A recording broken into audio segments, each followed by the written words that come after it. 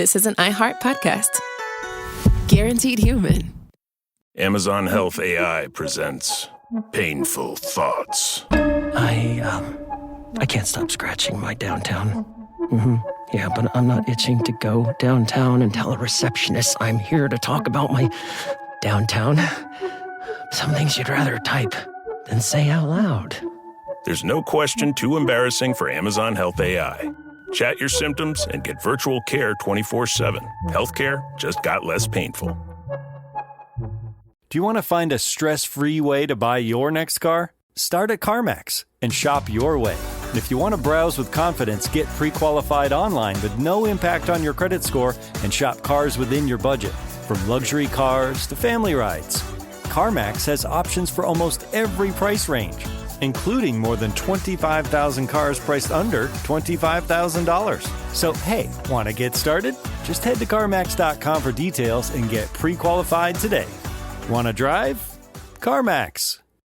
Support for the show comes from Public, the investing platform for those who take it seriously. On Public, you can build a multi-asset portfolio of stocks, bonds, options, crypto, and now generated assets, which allow you to turn any idea into an investable index with AI. It all starts with your prompt. From renewable energy companies with high free cash flow to semiconductor suppliers growing revenue over 20% year over year, you can literally type any prompt and put the AI to work. It screens thousands of stocks, builds a one-of-a-kind index, and lets you backtest it against the S&P 500. Then you can invest in a few clicks. Generated assets are like ETFs with infinite possibilities, completely customizable and based on your thesis, not someone else's. Go to public.com/podcast and earn an uncapped 1% bonus when you transfer your portfolio. That's public.com/podcast. Paid for by Public Investing. Brokerage services by Open to the Public Investing Inc. Member FINRA and SIPC. Advisory services by Public Advisors LLC, SEC registered advisor. Generated assets is an interactive analysis tool. Output is for informational purposes only and is not an investment recommendation or advice. Complete disclosures available at public.com/disclosures. What's up, y'all? Summer's got a different tempo. Everything's a little looser, brighter. One plan turns into another. You hear something, you stay a little longer. Next thing you know, you're somewhere you didn't plan to be. It's those in-between moments. That's where the ideas hit. Conversations stretch out, little memories sneak up on you. And sometimes it's just about what's in your hand. That color, that chill. The new Tropical Butterfly Refresher from Starbucks. Guava and passion fruit flavors with mango pineapple flavored pearls. Yeah, that feels like summer before you even taste it. Funny how one small stop becomes the best part of the day. Start your summer rhythm with Starbucks. Try the new Tropical Butterfly Refresher from Starbucks. Body Bags with Joseph Scott Moore. I think above all things in this world, one of the most insidious elements is the element of deception. That is, you lie to somebody. You create something out of nothing. You create something that misleads folks.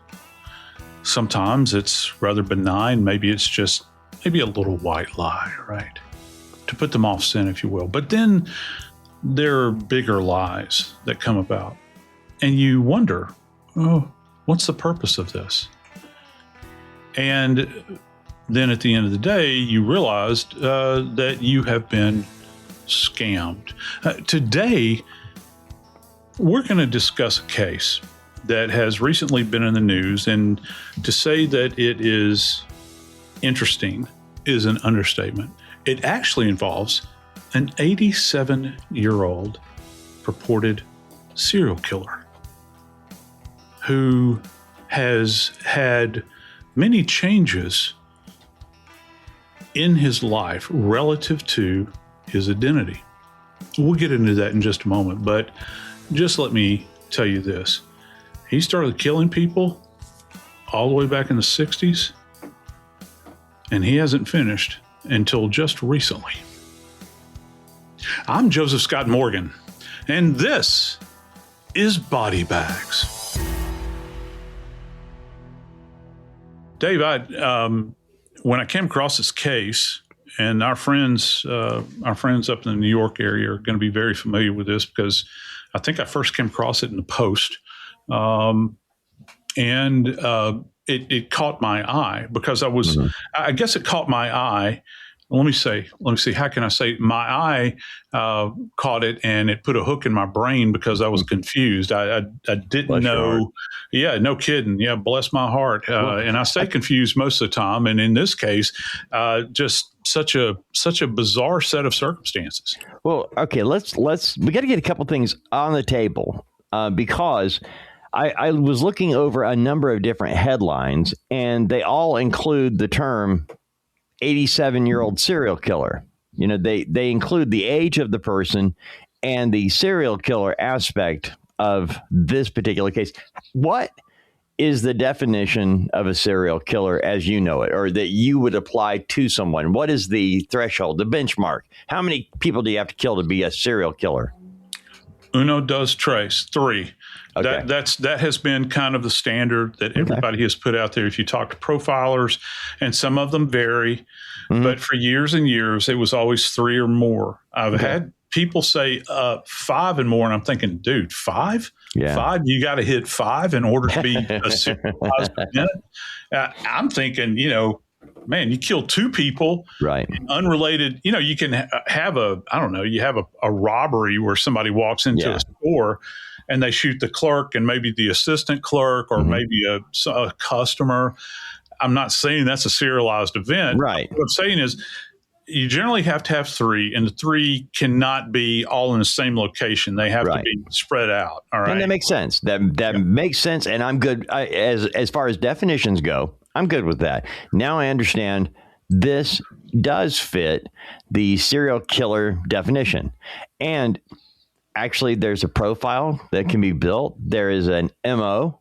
There is actually, and other than if you take away the years in between, because this person is, and we can I'm going to throw this out there. Okay. During his life in prison, he made changes and identified as a transgender woman in a man's prison. Okay. He's still in a male prison. And I'm saying that because it came up in the most recent case when he was in court, and the judge, out of polite society now, I guess, or maybe it's the rule of law, they asked, how do you want to be referred to? Do you want us to refer to you as Marcelin Harvey, the woman, or Harvey Marcelin, the man? And in court recently, in the last few weeks, he said, call me Harvey. I'm a man. So we're going to be clear on this. And the reason I wanted to be clear is because I looked it up to determine. Look a minute. What I believe is immaterial. I don't want to offend anybody. I don't want to hurt anybody's feelings over what they feel strongly about. And I don't want to say that this is a guy. If he really identifies as a woman, I wouldn't do that intentionally, and I wouldn't do it willfully, I guess, is the whole point. Now, it plays a major part in this case and how this individual was released. This individual, Marcelin, he early on in his life, and I don't know how retroactive this diagnosis was, because they're claiming that all the way back in the 60s that he, and I don't know if I buy this or not, but he had been diagnosed with gender dysphoria at that point in time. But the other thing he had been diagnosed with was schizophrenia. And so when you begin to see the world that he inhabited, and his focus was, I think, with victims that came into his life, were female. They were not male. Right. They were females who he really, and I mean this truly, Dave, truly brutalized. Yep. The last 2 victims in particular, and I'll be glad to get into that. You're going to have to. Yeah, because it's very confusing. It's confusing from an investigative standpoint, because you're, as an investigator, one of the most important things that we do is identify people, right? Because if you can identify victims, if you can talk about their lifestyle and try to understand who their social group is, who they hang with, who they are in romantic relationships with, who they go to dinner with, who they work with, all those sorts of things. It's very important. Now, that's the victims, but that also applies to potential perpetrators. Mm-hmm. So if you've got somebody that has the ability, and it would appear that Harvey Marcelin, as he is, has asked to be identified as now, he is an 87-year-old serial killer. He is that. He is that, and he almost seems chameleon-like. So for those individuals out there that truly do and have been diagnosed with gender dysphoria, you take somebody like this individual, it's a real, I don't know, to me, it's a real slap in the face to that particular group of people, because you're actually saying or acting as if you are something that you are not when people really struggle. Okay. And so I submit to you, almost chameleon-like, he could slip in and out. But haven't we heard that before about serialized homicides? Yeah. And again, I hate to say his name, but all you got to do is look at Bundy. Yeah. Bundy had the ability to morph in and out of these various roles. What was it that the judge famously said to Bundy in court? He was admonishing him, or maybe it was during sentencing. He said, I think that you would have been a fine lawyer, and I would have, and I'm paraphrasing, and I would have welcomed to have seen you argue cases before me, but you're a serial killer. Yeah, the other way. Yeah. So this makes this case, and I don't want to shy away from it, it makes this case all the more compelling. Right. It's intellectually stimulating, and it's rather confusing. So, what has brought us to this point, though? I've got to ask you. Okay, and I was wondering how we're going to do this. So let's start at the end. The reason we're covering the story today: 87-year-old man is convicted for killing a 68-year-old woman named Susan Layden. They had been involved together romantically, and they met in a homeless shelter specializing in LGBTQIA people.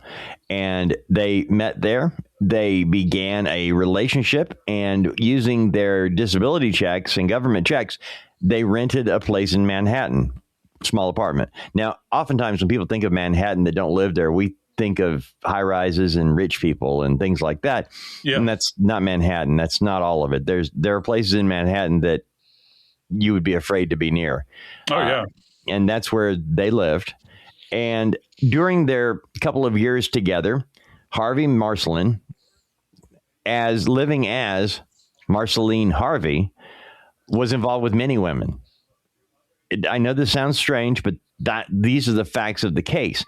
And during their time together as a couple and beyond that, Susan began getting her life together. She'd had problems with some mental health issues and some addiction issues.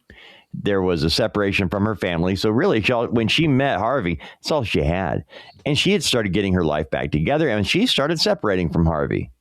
And Harvey was accused of many things in his life, and we have to cover those because it's what made him into a serial killer. It's what happened to Susan Layden, though, at the age of 68, at the hands of Harvey Marcelin, that we're covering today, because Harvey Marcelin is accused of killing Susan Layden, dismembering her body, and being featured on surveillance video in a retail establishment, shopping with the severed leg of Susan Layden in the basket with him. Yep. Let me tell you something, Dave. We cover, my Lord, son, 3 episodes a week for as long as we've done it. Dude, we're heading towards 600 episodes. We cover a lot of ghastly things. I'm not saying this is the most ghastly. However, I got to tell you, given our now kind of robust history of dismemberment cases, we always hear about elements of bodies being cast aside, right? Mm-hmm. That ain't what we got here, brother. That's still, and I urge anybody, any of our friends listening to us right now, if you don't believe me, assume Morgan's lying here. Go look it up yourself, all right? And you'll be shocked. There's actually one of these, the electric scooters. That's what this thing is. It's maroon in color. It's got 4 wheels on it, and you kind of cruise around. You're going through all the shops and whatnot. And you see people on sidewalks, see a lot of people at Disney World if you're brave enough to go down there. And Dave, there is a black plastic bag wrapped up that is directly beneath the seat of this thing. And guess what authorities are saying? Authorities are saying that contained, and this is on surveillance video, contained inside this black bag is a leg.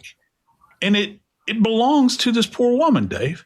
And it begs the question, and I hate why, let's say, what? Harvey, what was the point?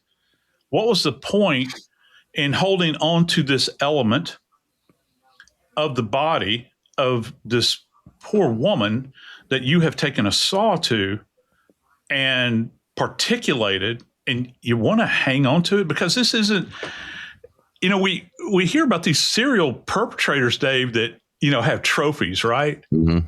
Yeah. When I think trophy, I think obviously a trophy. You walk in, or you got a bowling trophy, or maybe your little league baseball trophy, or whatever it is.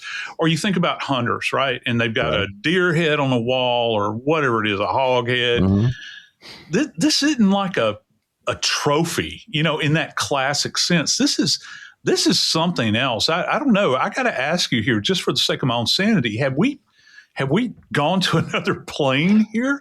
Because you got a guy riding around with human parts on this buggy? You have asked, Joe, have we reached the bottom? Have we dug deep enough and we haven't. This proves it. And the real weird part, wait a minute. This entire story is really weird, but I actually look at it from the standpoint of media. Why is this story getting attention and others are not? Right. And the reason is, if you just start with an 87-year-old individual on video rolling around a store shopping with a bloody severed limb in a bag, that's enough to get you following the story. But as you peel the layers of onion here, it gets worse and worse and worse. And the thing is, when you actually look at the suspect in this case, you realize that other than the time he spent in prison, if you remove that time, this is a serial killer who began killing, and he changed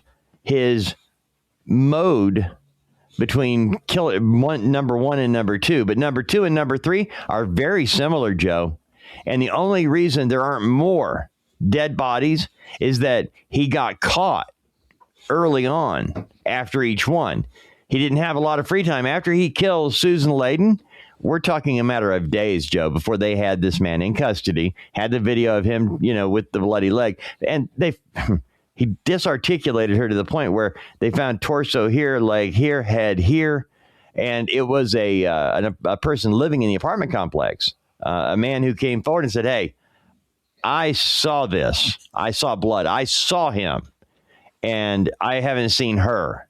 The assistant DA opened up the case by saying, on February 27th, 2022, Susan Layden went over to the Marcelin's apartment at 50 Pennsylvania Avenue, carrying his gray and black rolling bag with her, there to see her friend. Susan Layden walked into that building not knowing she would never walk out again. Marcelin wound up using that very bag to dispose of Layden's torso. After buying a reciprocal saw from a Manhattan Home Depot, Marcelin started cutting through the skin, cutting through the flesh, through tissue, through bones. So many bones, so many cuts. He packages Susan's body up in plastic bags. That's the opening of the case, Joe, and it gets worse. Yes, it does. And let me tell you why it gets worse. And this question, if I had Marcelin Harvey or Harvelin Marcy or whatever name they want to go by at this point in time sitting before me, my question would not be directed toward that individual. it would be directed toward our friends in the New York court system and the correctional system. And the question would be a question I hate to ask. Why? Why is this person on the streets?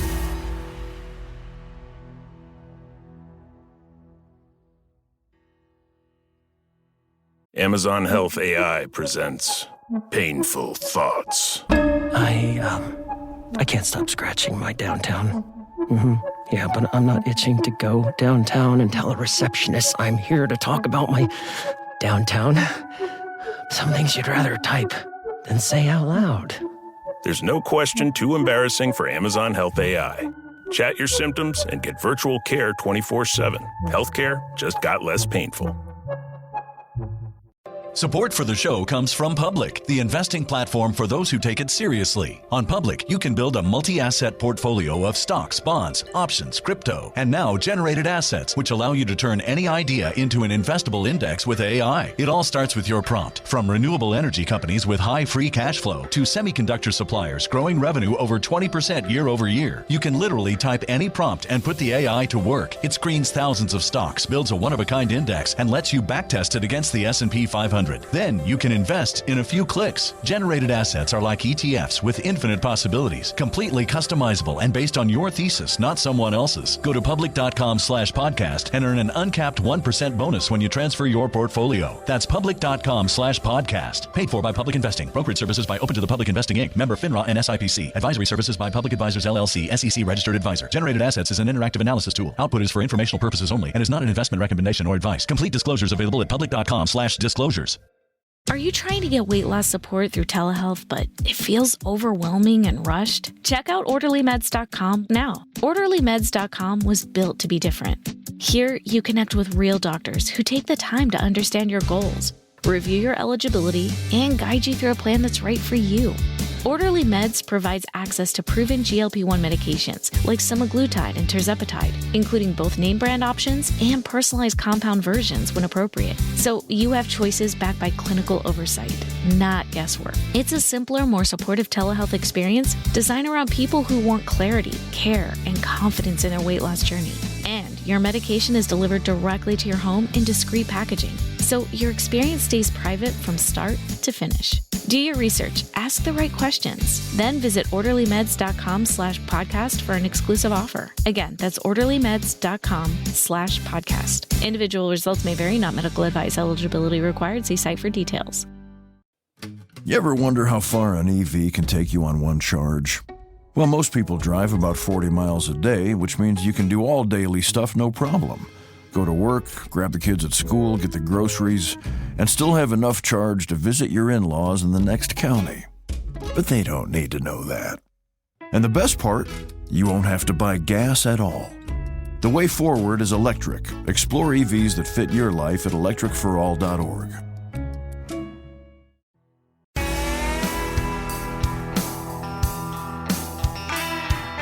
You know, Dave, dating back with Marcelin, dating back all the way to, I don't know, the mid 50s, this individual had diagnoses, relative to psychiatric issues and that sort of thing.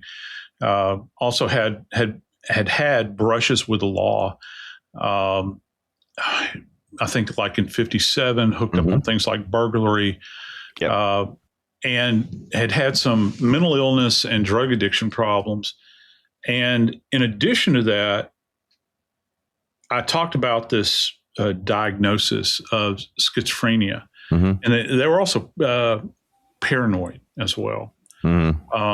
Usually you hear those two words together, the paranoid schizophrenia. Usually. And delusional, there's a multiplicity of these diagnoses, and it's really hard to try to, peg it, because the psychiatric community has a way.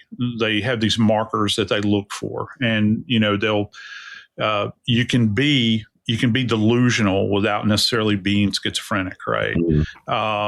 And you can be paranoid without being schizophrenic. Okay. I've been slapped down many times by people in the mental health community when I try to discuss these things. So I'm just trying to keep it in kind of a manageable state, because they've got a whole book of things, the DSM, that helps them make diagnoses.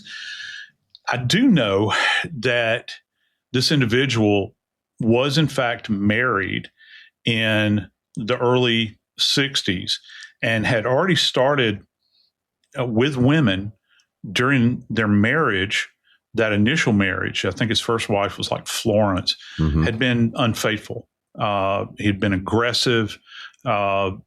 He had a girlfriend, wound up stalking this individual.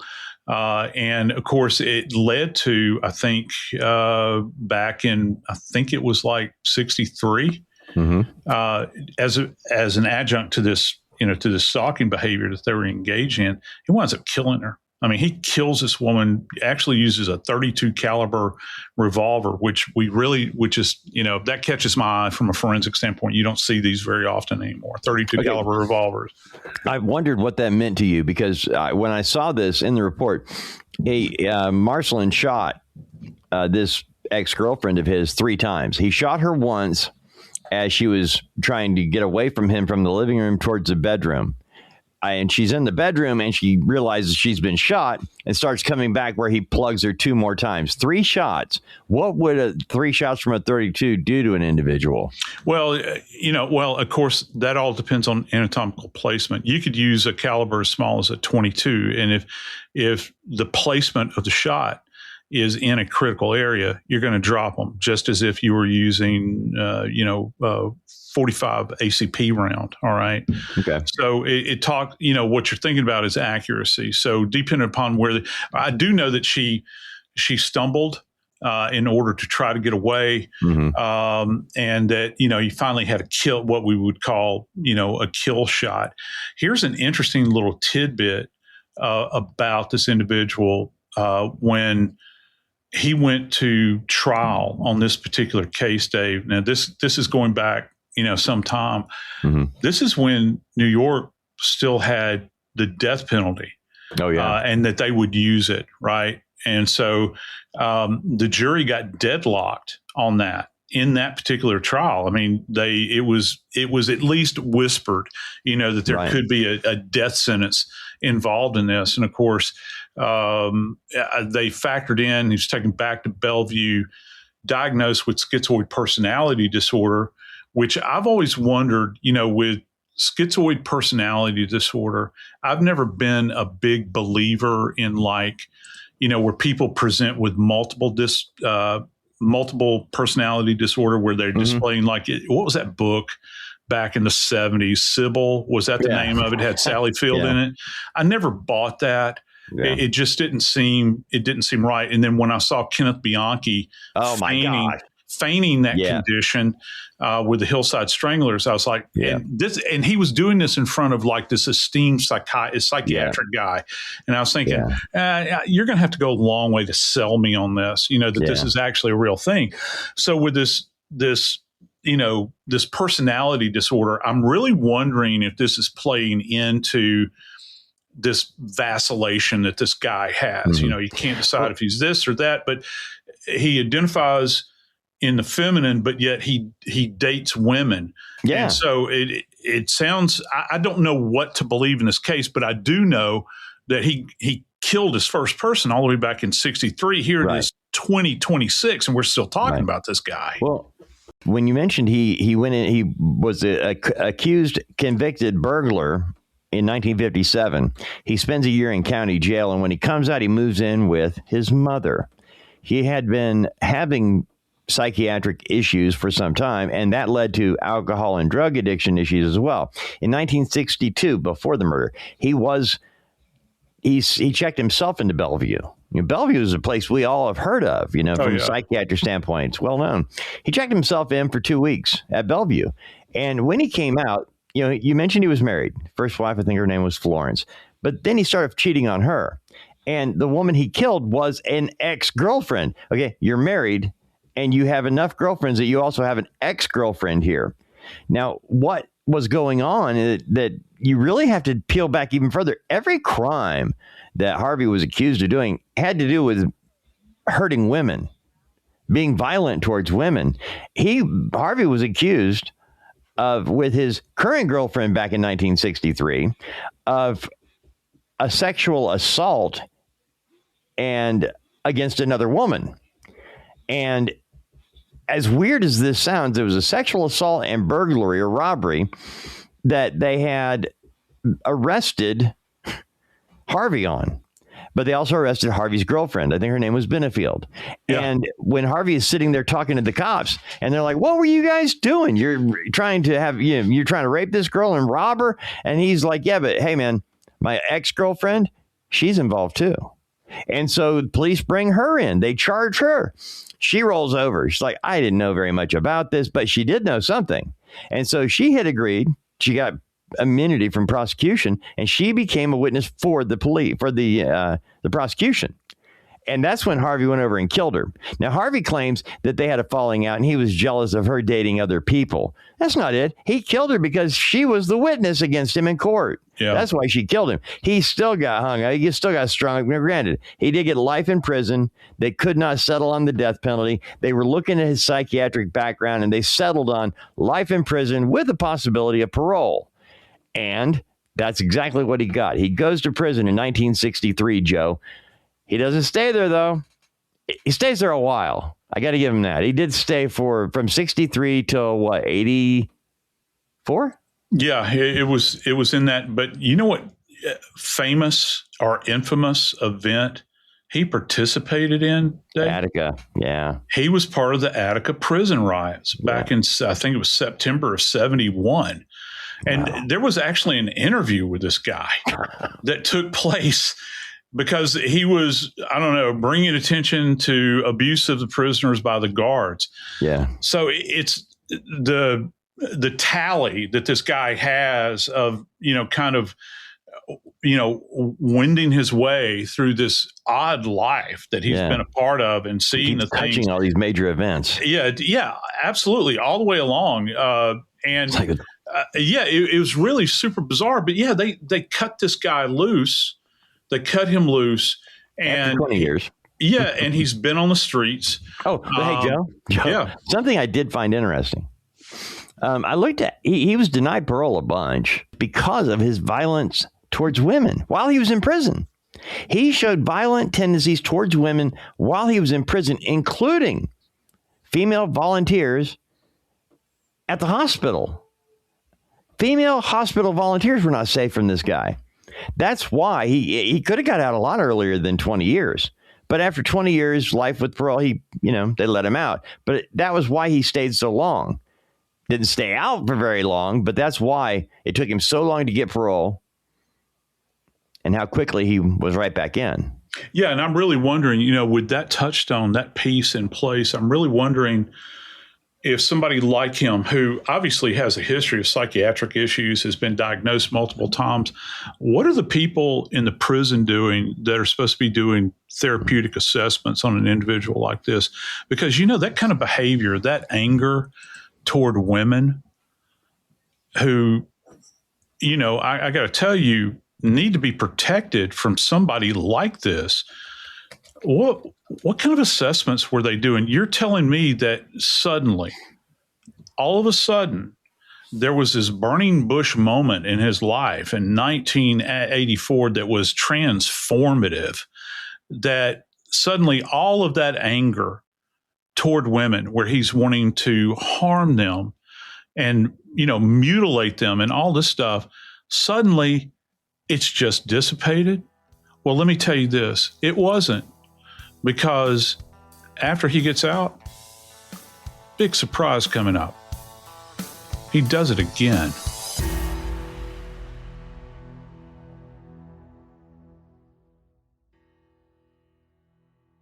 Amazon Health AI presents Painful Thoughts. Why did I search the internet for answers to my cold sore problem? Now I'm stuck down a rabbit hole filled with images of alarmingly graphic sores in various stages of ooze. I can clear my search history, but I can never unsee that. Don't go down the rabbit hole. Amazon Health AI gets you the right care fast. Healthcare just got less painful. Support for the show comes from Public, the investing platform for those who take it seriously. On Public, you can build a multi-asset portfolio of stocks, bonds, options, crypto, and now generated assets, which allow you to turn any idea into an investable index with AI. It all starts with your prompt. From renewable energy companies with high free cash flow to semiconductor suppliers growing revenue over 20% year over year, you can literally type any prompt and put the AI to work. It screens thousands of stocks, builds a one-of-a-kind index, and lets you backtest it against the S&P 500. Then you can invest in a few clicks. Generated assets are like ETFs with infinite possibilities, completely customizable and based on your thesis, not someone else's. Go to public.com/podcast and earn an uncapped 1% bonus when you transfer your portfolio. That's public.com/podcast. Paid for by Public Investing. Brokerage services by Open to the Public Investing Inc. Member FINRA and SIPC. Advisory services by Public Advisors LLC, SEC registered advisor. Generated assets is an interactive analysis tool. Output is for informational purposes only and is not an investment recommendation or advice. Complete disclosures available at public.com/disclosures. When people turn to telehealth for weight loss, they're looking for real support. That's why more people are choosing OrderlyMeds.com. Orderly Meds connects you with real doctors and access to proven GLP-1 medications like semaglutide and tirzepatide. No guessing, just a more supportive experience, and all shipped directly to your door in discreet packaging. Do your research, ask questions, then visit OrderlyMeds.com/podcast for an exclusive offer. That's OrderlyMeds.com/podcast. Individual results may vary, not medical advice. Eligibility required. See site for details. You ever wonder how far an EV can take you on one charge? Well, most people drive about 40 miles a day, which means you can do all daily stuff no problem.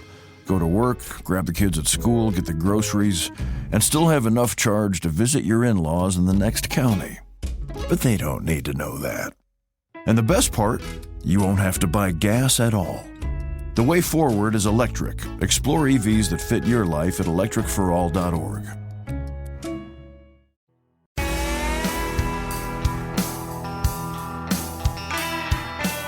It pretty much goes without saying that if you're looking in to a serialized event,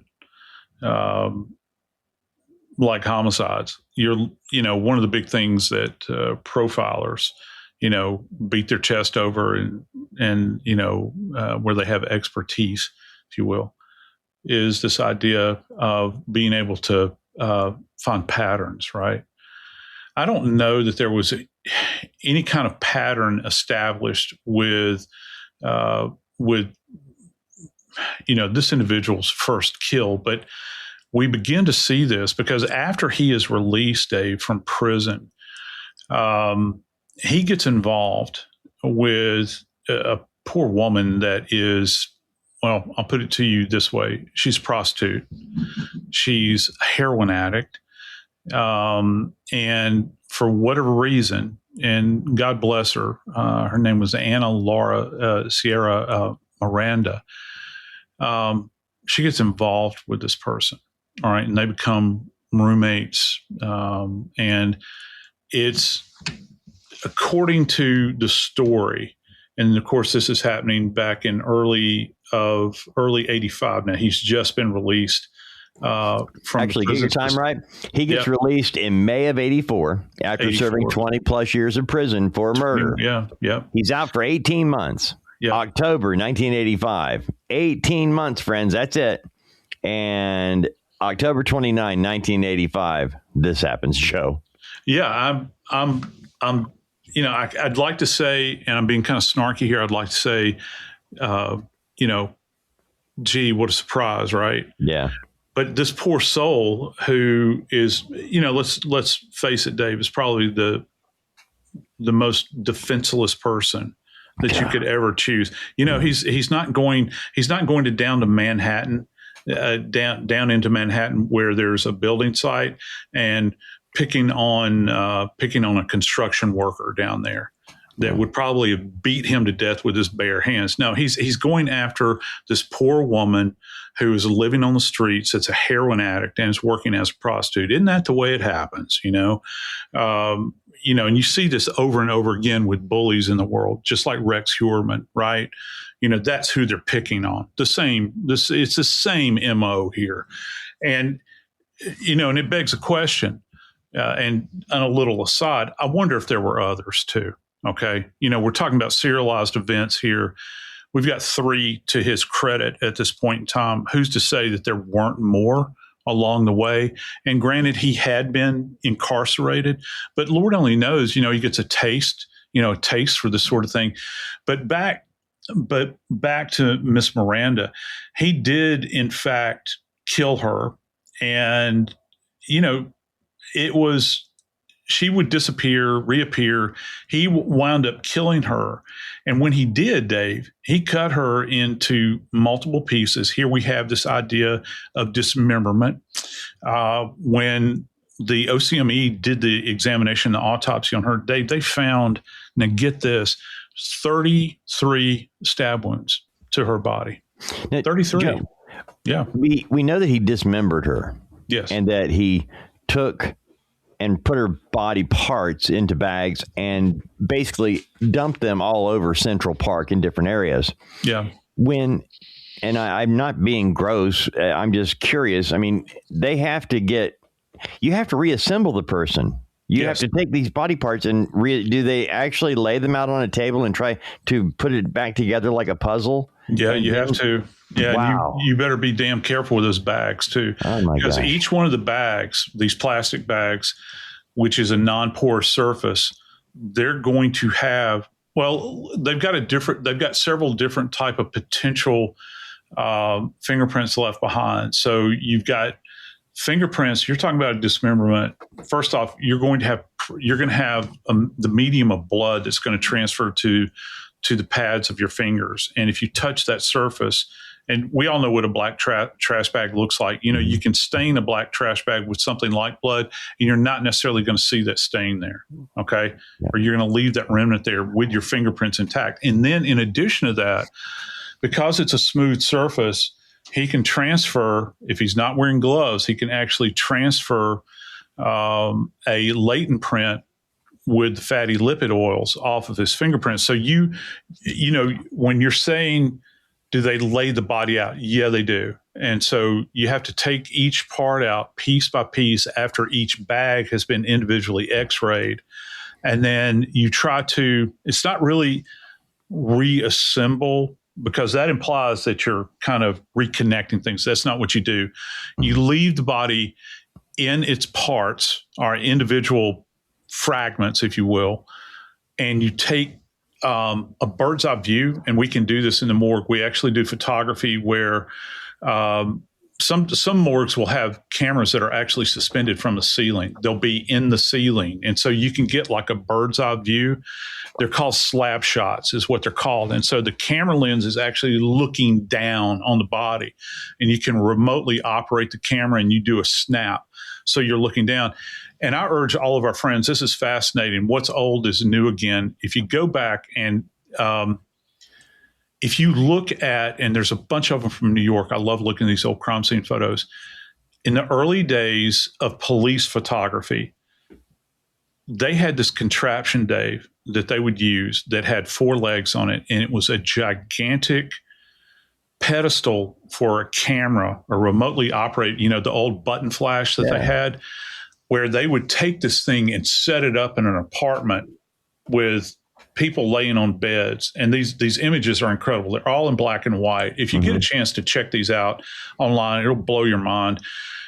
Where it's a bird's eye view of the scene. And it's a beautiful way to do this because, we think in terms of being on the same plane with the body. Yeah. But even back then, they were taking these gigantic photos looking down on the body. So that's one of the things we can do in the morgue. And it gives you a sense.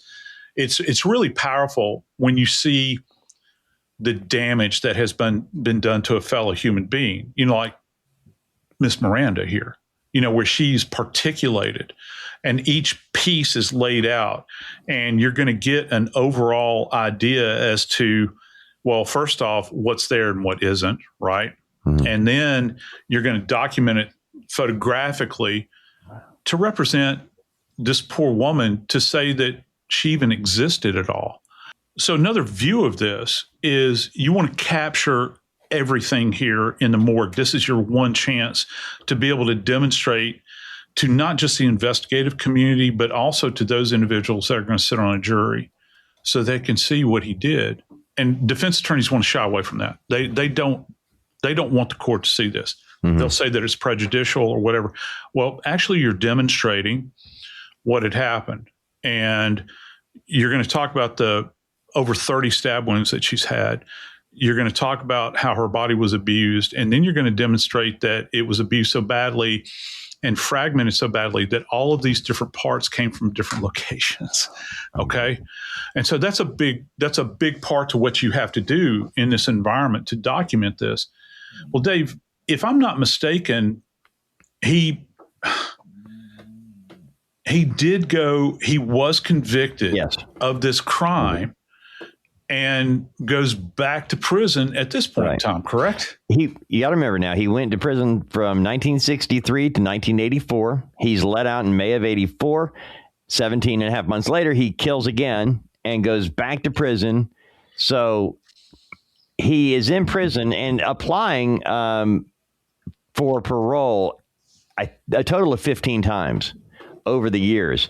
And there's something that happened while he was in prison. You mentioned Attica a little while ago. After he was in prison 7-8 years, he's at Attica when they had the uprising against the regime of the torturing guards. Well, this time he goes to prison in 85, and I think it was along about 93. Harvey Marcelin. Well, wait a minute. I need to clarify something. See, the original sentence in 63 was life with the possibility for parole. With the second murder in 1985, rather than go through a long, drawn-out trial and risk getting a different sentence, he actually was allowed to plead guilty to a lesser charge, Joe. And because the minute he was arrested on the charge in the death of Miss Miranda, they revoked his parole. So he was immediately sent back to prison, and he actually plea bargained and got 12 more years added onto that original life sentence. That's what he was serving when he kept applying for parole. Well, in 1993, he meets a guy, a transsexual in prison, who convinces him, that he needs to take a hormone therapy drug.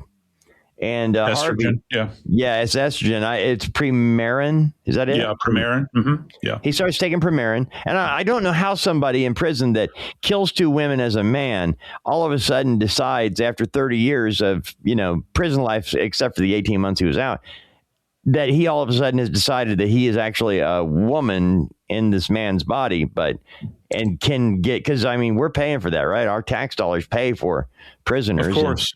Yeah. Anyway, so he gets on Premarin and commits. This is what it says. He commits to transitioning to female, fully committed on this. So he applies for parole over and over and over again. But again, remember, the guy's getting older. Finally, 2019 rolls around. Joseph Scott Morgan. He applied for parole 15 times between 1985 and 2019. He was granted parole. This is the second time he is being granted parole on the life sentence from 1963. First time they gave him parole, he killed again. What's he going to do when they give him parole the second time? Well, they gave a reason, Joe. At the time, Harvey Marcelin was 81 years old, and the parole board looked upon his advanced age in that consideration for giving him parole. And of course, the fact that, he's transitioned. He's a woman now. He's not a man. So he's an old woman, not a violent man. That's why they cut him loose. They let him out. That's why I think that for anybody that's out there, that's, for anybody that deals with, gender dysphoria, that is legitimately been diagnosed, in their own hormone therapy or whatever therapeutic treatment they're going through. This guy's used the system. You'll never convince me otherwise, because let me tell you how I know he used the system. Dave, do you know what he actually told the court when they cut him loose in 19? He looked the judge in the face at that point in time and said, "I give you my word, I will never reoffend." Well, guess what? Guess what? Wow. He did. Susan Layden 68 years old is a testament to his reoffending, or all that remains of her. Very similar to what happened in 85, and right? It's like a blueprint that was laid out from back in 85. Same with Miss Miranda. Yeah. And, it's the same. And not only, I think that the thing that's really striking here is that with this deception, this level of deception, and how bold he had been in the Miranda case, you jump forward to Miss Layden's case, and it's almost like he's thumbing his nose at everybody. Who, Dave, I ask you, brother, who dismembers a poor woman's body like this? Again, a lady that's been through a lot, that is has a long history of drug addiction. She's trying to get her life back on track. And he breaks her body apart to the point after he has killed her. And Dave, like a trophy, he rides around with her remains in public on a scooter. Yeah. Who does that? The depth of depravity in here, I don't know that we can necessarily plumb it. We try many times. And, just when you and I think that we have seen everything that we possibly can see, that's why I always tell my students, if they ever come across somebody in forensics that says, yeah, I've seen it all, don't walk away from them, run away from them, because they're lying. Yeah. Just like if I said that, I'm lying because I haven't seen everything. Because, I'm looking at this case, and it's really easy to Monday morning quarterback. But you know what? This isn't a football game. This is life that, for whatever issues Harvey Marcelin is suffering from, it doesn't match up to what these victims have gone through, because it's not about life with him. It's their death at his hands. I'm Joseph Scott Morgan, and this is Body Bags.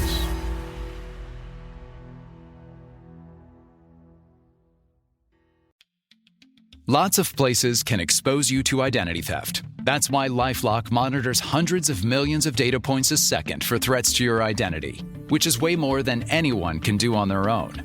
If we find anything suspicious, like new loans or changes to your financial accounts, we alert you right away, all through text, phone, email, or the LifeLock app. Save up to 30% your first year. Visit lifelock.com/iHeart. Terms apply.